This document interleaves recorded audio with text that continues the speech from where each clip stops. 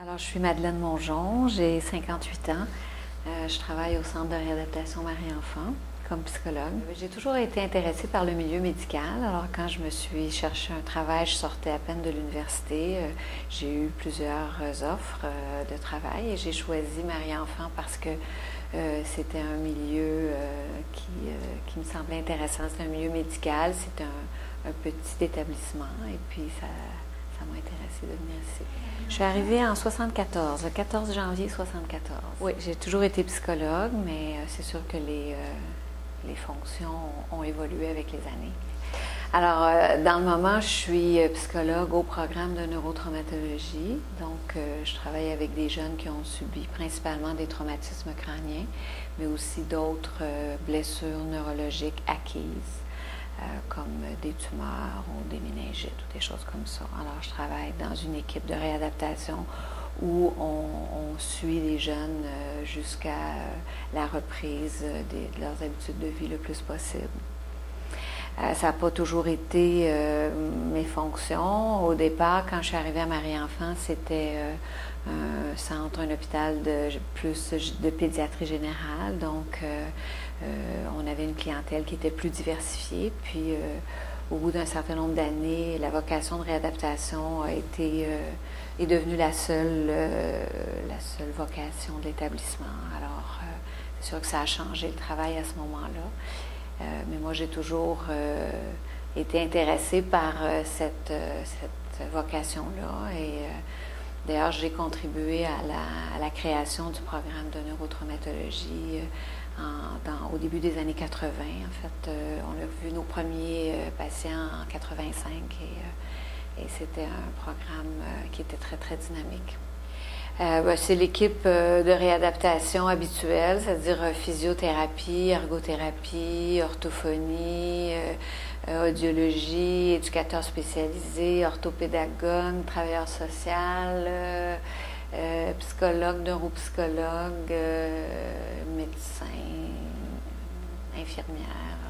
Infirmière quand les enfants sont hospitalisés, ce qui n'est pas toujours le cas. Là, on a aussi beaucoup d'externes. Oui, en fait, les évaluations sont beaucoup plus maintenant faites par les neuropsychologues qui sont beaucoup plus spécialisés pour faire des évaluations cognitives en profondeur. Alors, sauf pour les petits d'âge préscolaire, dans notre programme, ce n'est pas les psychologues qui font les évaluations sur le plan cognitif.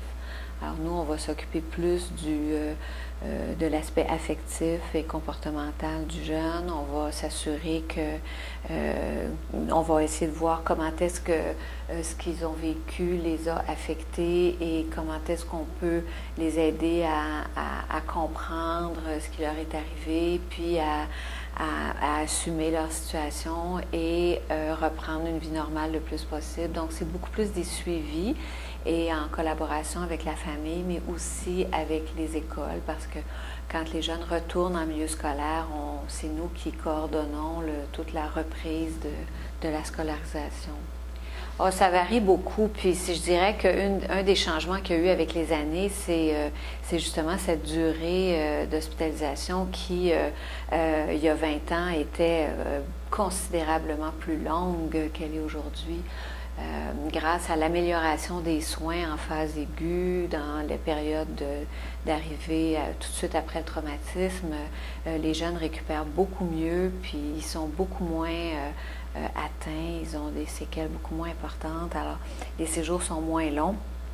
Et avec le virage ambulatoire, on a des jeunes qui retournent à la maison beaucoup plus vite. Alors, ça peut varier à l'interne de peut-être 1 à 3 mois maximum, des séjours d'1 an comme on avait il y a 20 ans, là, il n'y en a plus maintenant. Et les suivis en externe sont plus importants maintenant que les suivis à l'interne. C'est du 0-18 ans, mais on a une grande proportion d'adolescents. Parce que comme on parle d'accidents, mais il y a beaucoup plus d'accidents chez les adolescents qu'il y en a chez les plus jeunes enfants. Puis le type d'accident aussi varie. Chez les tout-petits, c'est des accidents domestiques ou alors des problèmes de mauvais traitement chez les tout-petits bébés. Ensuite, à l'âge scolaire, c'est des accidents comme de bicyclette, ou des accidents autopiétons ou passagers dans une automobile. Mais chez les adolescents, c'est beaucoup plus varié. Tu as des accidents de sport, beaucoup d'accidents d'automobile comme conducteurs moto et c'est souvent des accidents plus graves aussi là, chez les plus vieux. Bien, on a quatre équipes. On a deux équipes de petits qui reçoivent les 0-12 ans, une équipe dédiée aux adolescents, puis on a une autre équipe qui est plus restreinte, qui s'occupe de ceux qui ont eu un traumatisme crânien léger, parce qu'eux ont besoin de services qui sont différents. Eux, il y a moins d'intervenants dans cette équipe-là et c'est des suivis plus courts. Bien, je dirais que c'est un milieu de passion. Je pense que les gens sont passionnés par ce qu'ils font et ils sont très motivés dans le travail qu'ils font.